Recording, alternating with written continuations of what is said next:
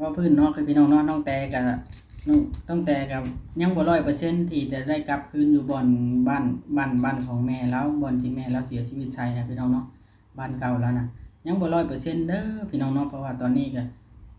ดินกับเพื่อนก็ยังบ่ได้ขายแล้วเทื่อยังบ่ได้เทื่อเนาะพี่น้องเนาะแล้วก็เฮาบ่ได้คุยกับอันเจ้าของที่เนาะถ้าสมมุติว่าขายได้เงินได้คำมาแล้วนะครับจังสิไปกล้าคุยกล้าเว้านำเพิ่นเนาะพี่น้องเนาะว่าเพิ่นสิเอาคืนให้หรือบ่สังเกตเบิ่งเบาอีหลีครับเบิ่งนี่คือมีคนนอนอยู่เรือนหลังนั้นน่ะก็คือน่าจะเป็นอ้ายแล้วบ่พี่น้องเนาะเห็นเกิบมานะครับเข้าไปแล้วเห็นเกิบเฮาเอิ้นอยู่แต่ว่าเพิ่นบ่ปากแล้วก็ออกมาเฮาถ่ายให้เบิ่งว่าอันห้องน้ำห้องในน่ะมันเพไปแล้วเรือนซานลานแป้นน่ะมันถือปวกกัดแล้วก็นั่นเพื่อนบ่มีคนอยู่เนาะพี่น้องคนอยู่ก็จักคนแบบใดสำเล่าแล้วผู้ชายเดียวแล้วเลยเฮ็ดให้มันสุดโทรมไปเนาะพี่น้องถ้าสิอยู่ใหม่นี่นะถ้าอยู่ภายใหม่ต้องได้แปลงได้นั่นคักแน่พี่น้องเนาะบางท่านก็ว่าเฮ็ดเฮือนปูนโลดเฮ็ดนั่นโลดพี่น้องเนาะก็แล้วแต่ได้พี่น้องเอ้ยนี่ก็ในเมื่อเฮายังบ่ได้ขายตัวนั้นซ้ำเนาะพี่น้องทางที่ดีที่สุดนะเบาลีคิดว่าสมมุติว่าขายตัวนั้นได้แล้วเฮาต้องเฮ็ดให้แล้วก่อนฝนเฮ็ดหยังก็พี่น้องเนาะคันฮอดหน้าฝนนี่มันสิค่อนข้างจะยากเฮ็ดเวียกอีหยังก็ตามพี่น้องค่อนข้างจะยากนอกจากดำนาน่ะง่ายหน้าฝนนะแต่ว่าเฮ็ดเวียกเกี่ยวกับก่อสร้างนี่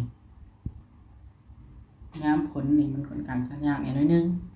เพราะว่ามันได้ก่อได้จังได้รู้พี่น้องเนาะจังหน่อยฝนมาจังหน่อยมันเปื้อนหลายอันหลายอย่างพี่น้องเนาะขอบคุณ FC เบิร์ดสุคนที่ให้ความคิดเห็นทางที่ดีมาแล้วก็หลายๆกับนี้หลายๆแน่บางคนก็ว่าบ่ได้นั่นบ่เพิ่นว่าอันความกายทั้งอาเตียงบ่ได้ความได้กายเด้อพี่น้องเอ้ยเนาะทางผู้หลักผู้ใหญ่เพิ่นก็ได้คุยกับอาเตียงเพิ่นแล้วอาจารย์จะให้ FC สบายใจด้วยโลดตัวนี้นะเอาพี่น้องเนาะเอาให้เกียรติเพิ่นเสมอว่าซั่นซะนี่แหละพี่น้องเอ้ยเนาะยังบ่แน่นอน 100% แต่ละอย่างบ่อยากให้ FC แบบว่าอันนั้นกระดอนะมีแต่ว่าติดตามแล้วรุ่นไปเรื่อยๆรุ่นไปนํกันเบาลี่ก็ยังรุ่นไปนํกันยามใดสิขายได้เงินแล้วมาซื้อตัวนี้เนาะคันซื้อตัวนี้ได้ก็แสดงว่ามัน 100% แล้วเฮาก็สบายใจบัดนี้นะสบายใจว่าดินอยู่หั่นมันบ่มีแล้วมาดินอยู่พี่มีมันสิง่ายแล้วก็สบายใจกว่าเก่าเนาะเฮ็ดให้มันทุกอย่างราบรื่นดีบัดนี้นะเนาะพี่น้องทีนี้น้องติ๊กน้องมิกเวลาเพิ่นกลับมาก็สามารถมาอยู่ได้แบบสบายใจแบบบ่ต้องกังวลอยู่น้ำพี่น้ำนอกเลยเนาะพี่น้องเนาะเพราะว่าอยู่โน้นสันก็แม่นอยู่พี่น้องถ้าเป็นครอบครัวที่สมบูรณ์ไปอยู่อยู่ง่ายเพราะมันเงียบสงบแต่ถ้าเฮาบ่สมบูรณ์นี่มันยากพี่น้องมันอันตรายค่อนข้างจะอันตรายแน่นั่นน่ะเนาะเอ้าพี่น้องเอ้ยมีแต่ว่ายังบ่แน่บ่นอนเด้อพี่น้องว่าสิฝากติดตามเบาโอลิแน่เด้อพี่น้องเบิดสุคนนะสบายดีพี่น้องสบายดีเด้อพี่น้องเบิดสุคนพี่น้องเบิดสุหม่องสุบอนมื้อนี้อยู่กับเบาโอลิพี่น้องเอ้ยเนาะเบาโอลิซาแนลคือเก่าคือเดิมพี่น้องเอ้ยมามื้อนี้นะพี่น้องเนาะก็คือเบาโอลิก็ไปมาแต่อันไปถ่ายนั่นพี่น้องไปถ่ายอันที่ดินเนาะพี่น้องเนาะที่ดินของนางอะไรเนาะพี่น้องเพราะว่านางได้ซื้อเอาแล้วเด้เนาะสิว่าที่ดินอันนั้นก็บ่แม่นได้พี่น้องเฮ้ยนางซื้อเอาแล้วว่าซั่นซะที่ดินนางก็มีเฮือนหลังนั้นนะบ่รีเข้าไปก็ถือว่าสุดโทรมไปหลายเติบพี่น้องเนาะห้องน้ำข้างในก็บ่น่าจะใช้การได้ถ้าเฮาบ่ทุบแล้วก็ก่อใหม่สร้างใหม่จับเจือได้ถ้าทุบแล้วก็ก่อใหม่สร้างใหม่จับเจือ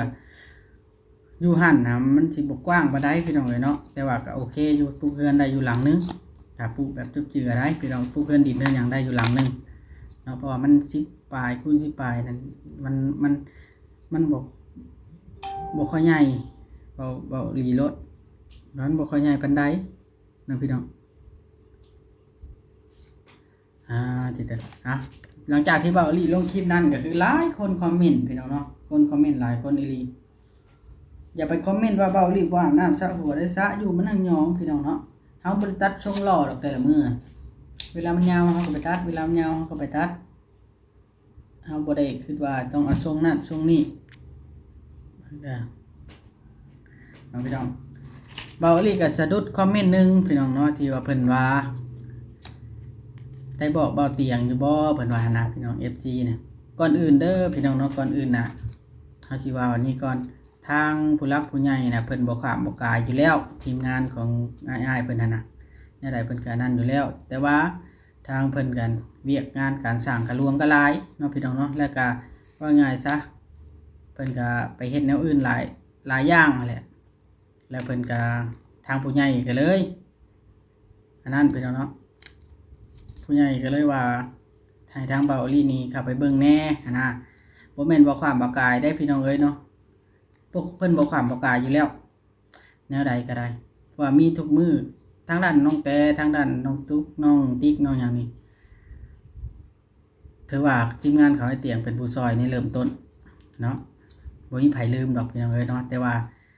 ตอนนี้ทั้งเพิ่นก็ยากเวียกหลายอันหลายแนวก็เลยผู้ใหญ่ก็เลยใช้เบาอีหลีเข้าไปเนาะพี่น้องเนาะเบาอีหลีก็ใกล้แน่เนาะพี่น้องก็เข้าใจเอาในหั่นล่ะพี่น้องสำนั้นก็พอแล้วเฮาแนวใดเฮาก็บ่ข้ามบ่กายกันอยู่แล้วเนาะพี่น้องเนาะให้เข้าใจในหั่นย่าน FC แบบว่าเพิ่นบ่เข้าใจนะเนาะพี่น้องเรื่องซื้อดินซื้อดอนนี่พี่น้องเนาะอยู่ที่ว่าสิขายได้หรือบ่ขายได้พี่น้องคันขายได้จังซื้อเบาอีหลีเข้าไปเบิ่งนะเบาอีหลีเข้าไปอัปเดตเบิ่งว่ามันสุดโทรมส่ำใดมันเพส่ำใดแล้วนะเฮือนชาลานแป้นในเมื่อบ่มีคนอยู่เนาะในเมื่อบ่มีคนอยู่แล้วมันก็สุดโทรมไปหน้าแล้วพี่น้องเอ้ยแล้วก็ห้องน้ำนะเพิ่นเอาเสาไม้เฮ็ดพอเสาไม้ดอกมันก็แตกมันก็หักแม่นบ่พี่น้องเสาไม้เนาะเสาไม้เฮ็ดกันบ่ทุบแล้วเฮ็ดใหม่ก็บ่น่าจะได้เนาะแต่ว่าก็เอาตัวเก่าแล้วแต่ว่าครับทุบอันตัวก่อน่ะมันออกพี่น้องเนาะสมมุติว่ามีผู้สิอยู่นะสมมุติว่าเอ้ยนางน้องเรามาอยู่ก็ได้พี่น้องเอ้ยเนาะอันนี้ก็เฮาถ้าสมมุติว่าเพิ่นขายได้แล้วนะทางคิดว่านะสิขอนำเอ้ยนางหันขอนำน้องละหันละขอซื้อคืนความหมายของผู้ใหญ่คือแบบนี้บ่แม่นว่าเฮาจำเป็นต้องไปซื้อคืนใดพี่น้องเอ้ยเนาะไปขอซื้อคืนเพราะว่ามันเป็นเรือนของน้องแต่ตัวนะถ้าสมมุติว่าเพิ่นว่าไว้อยู่ไว้หยังก็เฮาก็ต้องไปหาถอนบอนใหม่แม่นบ่พี่น้องเนาะแต่สำนั้นซื่อๆดอกย่าน FC ว่าแนวใดก็สิได้อยู่ในหันมันก็บ่ 100% พี่น้องมันก็บ่แน่นอนเพราะว่าทางดินดอนตอนหญ้ามันมีเจ้าของใหม่แล้วเนาะแนวใดก็ได้อยู่บ้านนั่นตัวนั้นอยู่แล้วบัดนี้นะพี่น้องเนาะเพราะว่าเพิ่นบ้านปิดไว้แล้วดิเนาะเพิ่นประกาศขายแล้วว่าความซื้อก็ได้เพิ่นประกาศขายโดยตรงแล้วเนาะ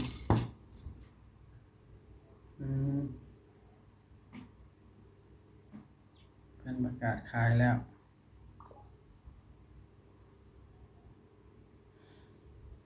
นี่ล่ะพี่น้องเนาะหลายคนคอมเมนต์ให้กำลังใจบางคนเนาะพี่น้องเนาะบางคนบางท่านนะเพิ่นว่าอ้ายน้องแต่น่ะอยู่หั่นเบาอีหลีเข้าไปก็เห็นเกิบอยู่ได้พี่น้องเอ้ยเนาะเจ้าไผละนอนหั่นหรืออ้ายแล้วบ่นอนอยู่หั่นน่ะเกิบแล้วเห็นอยู่เกิบอ้ายแล้วบ่แต่ว่าอ้ายครับน้องแต่นี่เราบ่ได้ถือกันว่าซั่นซะเพิ่นบ่ค่อยถือกัน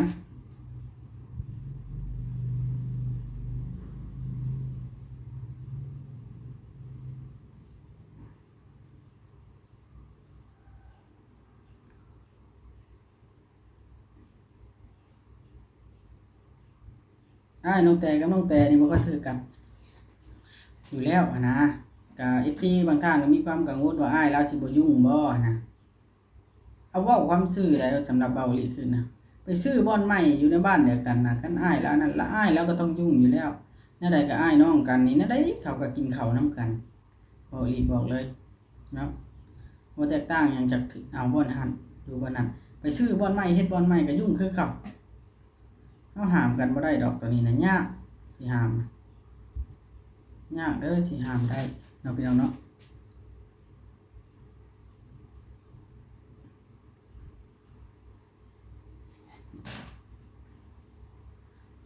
ย่างโลดที่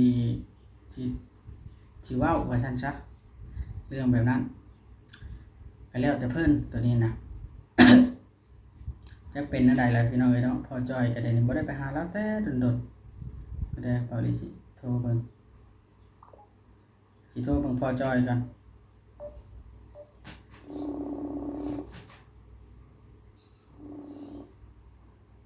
ฮัลโหลโอ้อ้าวพอจอย เป็นจังได๋พอจอยบ่ได้ไปหาแต่หึงเลยได้ยินอยู่บ่เห็นแล้วเงินเออเฮ็ดเฮือนพ่อเฒ่าบ่เดี๋ยวนี้งออยู่เฮือนพี่แหละเออดีบ่ได้ไปหาแต่หึงแล้วทีมงานบ่ได้ไปมื้อนี้เนาะบ่ได้ว่าอืมไปอยู่กับเมียบ่เดี๋ยวนี้พากันทื่นข้าวกับหยังกับเมียน่ะบ่ทันนี้ได้ บ่ทันมีอาหารเอ้ยต้องแม่ป้าบอกให้แม่ไปได้อ้าวพี่น้องเนาะเสียงจักเสียงหยังชอกแซกเสียงหยังล่ะชอกแซกนี่ล่ะพี่น้องเอ้ยเนาะที่บ่าวลีเข้าไปอัปเดตนะเดี๋ยวมื้ออื่นบ่าวลีสิเข้าไปเบิ่งอีกเทื่อนึงว่าเป็นจังได๋เนาะพี่น้องเนาะเรื่องราวของมันว่าเพิ่นมีผู้สิซื้อหรือบ่หรือว่าบ่มีคันบ่มีก็บ่มีนะพี่น้องเนาะคันบ่มีก็ได้เฮิงได้จังได้ขายพี่น้องคันบ่มีเฮิงแล้วจังได้ขายถ้าสมมุติว่าบ่มีแท้ๆนี่คนซื้อนี่จักเฮ็ดจังไดเนาะพี่น้องคันสิป้าไว้หันก็อยู่บ่ได้นะเบาลีแล้วกังวลแบบนี้เดี๋ยวสิมื้อแลงสิคุยกับผู้ใหญ่เพิ่นเบิ่งว่าคันบ่มีผู้ซื้อสิเฮ็ดจังไดแต่ว่ามันมีผู้ซื้อเนาะพี่น้องคนออกเฮือนออกซานก็หลายนะแต่ว่าคนเฮาเพื่อสิหาเงินได้เป็นก้อนนะได้เป็นก้อนมาซื้อน้ำปานเฮามันยากพี่น้องสิหาเงินว่าง่ายถ้าแสนกว่าบาทมาซื้อบาทเดียวจวดเลยโอ้ยเบาคันสำหรับเบาลินี่บ่มีปัญญาพี่น้องเนาะบ่มีปัญญาดอกคันสำหรับเบาลิได้แต่ว่าบางคนเพิ่นไปหาหลายมื้อหลายปีก็เพิ่นก็น่าจะอันนั้นเนาะพี่น้องเพิ่นก็น่าจะได้อยู่ดอกบางท่านเพิ่นว่าขายบางท่านเพิ่นว่าย่านเขาขายอีกบาทนี้นี่เว้าความซื่อโลดพี่น้องเนาะเฮาต้องเฮ็ดรัดกุมแล้วก็เฮ็ดบ่ให้เพิ่นขายหนังหนังสือกับบทบันทึกเฮ็ดแบบใดก็ได้บ่ให้เพิ่นขายเนาะ